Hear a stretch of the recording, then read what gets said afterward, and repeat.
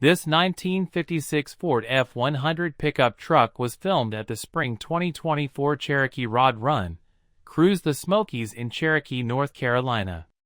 Let us know what you think about it in the comments. To see more from this car show, click the playlist link in the description. Please give us a thumbs up. Subscribe for free to our YouTube channel to see all of our upcoming videos. As always, thanks for taking the time to watch our videos.